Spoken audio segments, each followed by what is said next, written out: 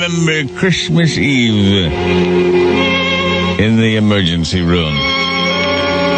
Well, you know, that was the year my rotation came up at Blauman General to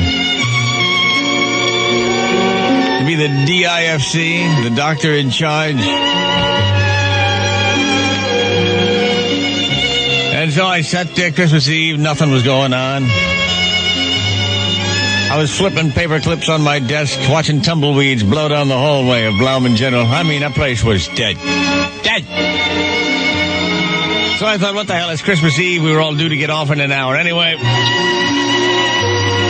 I reached into the bottom of my desk, and I pulled out that half-gallon bottle of bourbon a patient had given me, and I said, nurses, orderlies, all each, in my office, pronto! So they came in, shut the door, and I pulled down the shade, I took out some paper cups, I figured, Merry Christmas, everybody, and I poured everybody about 3 or 4 fingers of bourbon straight. They were loving life. They said, you think we should? I said, why not? Come on, it's Christmas, nothing's going on.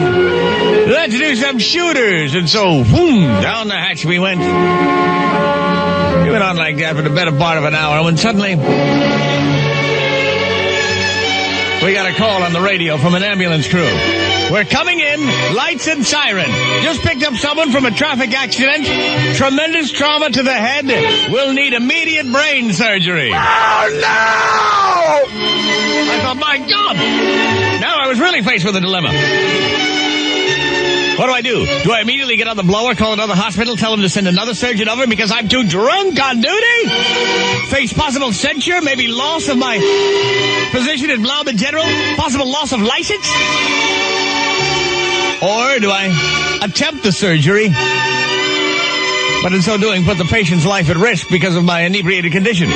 Needless to say, I resolved to attempt the surgery. I mean, after all, I was building a house at Potomac at the time. I took 10 cups of coffee, a quick shower, and a sauerkraut enema. I turned around. I said, all right, to the operating room!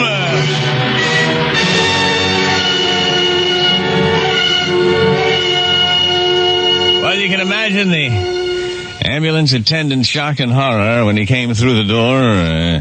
He had tears in his eyes. I mean, it took like 25 minutes for him to get there. I said, what's going on? He said, well, on the way there, we got a flat tire. We didn't have a spare. And in the ensuing time it took to get the tire fixed, the patient expired in the back of the ambulance.